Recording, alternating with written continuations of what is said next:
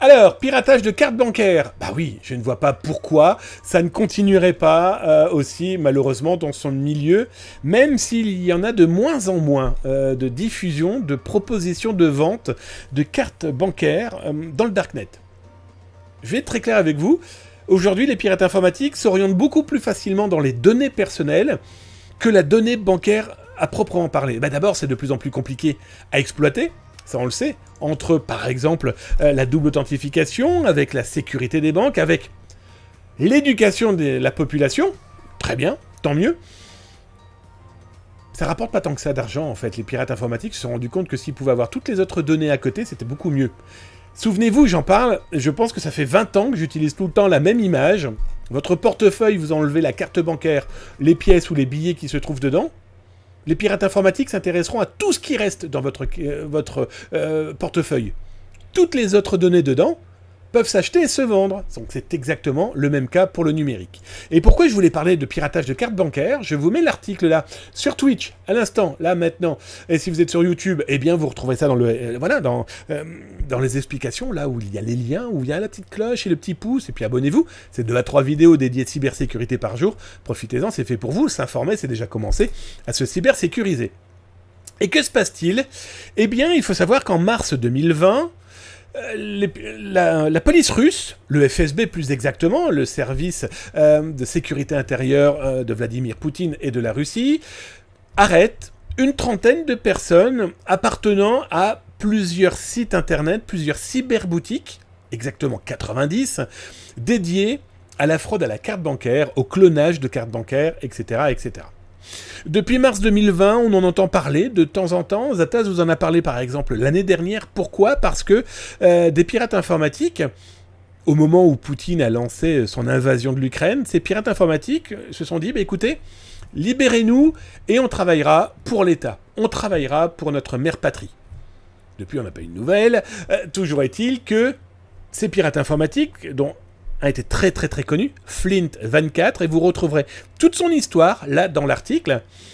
Eh bien, Flint24, monsieur Stroganov, les gens disaient très clairement là-bas que c'était le plus important des pirates informatiques depuis 10 ans.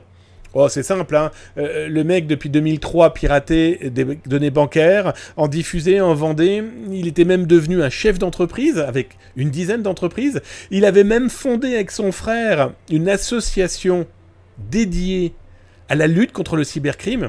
Ah oui, il visait politique. Il visait les politiques, parce qu'il versait pas mal d'argent à droite à gauche, dans des associations, des clubs sportifs. Vous verrez d'ailleurs dans l'article un des clubs sportifs, un judo club, dans lequel Vladimir Poutine aussi avait été membre.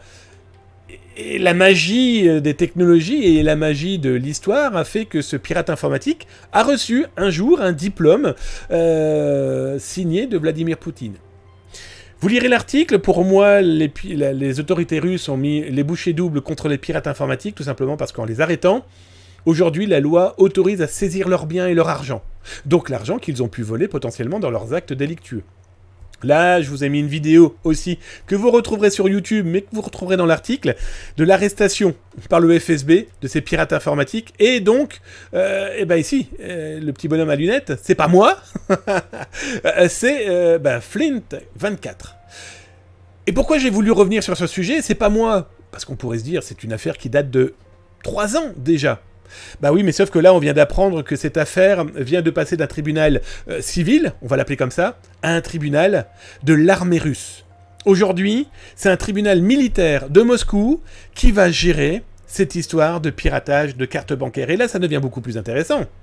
Et du coup, si c'est un tribunal militaire, potentiellement, il pourrait donc donner du travail d'intérêt civil à ces pirates qui, donc, du coup, pourraient devenir des militaires à part entière et donc travailler pour la mère patrie qu'ils demandent depuis l'année dernière. Ce qui est complètement fou, c'est que d'après les avocats, il n'y a strictement aucune preuve des actes de piratage que la France, l'Allemagne, les États-Unis ont mis sur le devant de la table en disant « ce sont des pirates, ils nous ont attaqués ». Les avocats et la justice russe disent « mais attendez, nous on n'a aucune trace de ce que vous nous racontez. On voit seulement 700 $ que le FSB a payé pour faire des tests avec les cartes bancaires qui pouvaient être fournies. » Et là, du coup, ce qui est complètement dingue, c'est que l'un des avocats dit très clairement, bah alors dans ces cas-là, S'ils ont attaqué pour la mère patrie, pour nuire à l'économie américaine, ils rentrent clairement dans la ligne directrice de Vladimir Poutine. Et là, on se retrouve avec un sac de nœuds et un merdier complètement fou. Avec cette guerre, profite aussi certains pirates informatiques et profitent très clairement aux autorités russes qui sont en train de collecter beaucoup d'argent pour très certainement, en tout cas c'est mon avis, il est peut-être faux, pour remplir les caisses de cette armée qui est en train de patauger aux ordres de Poutine.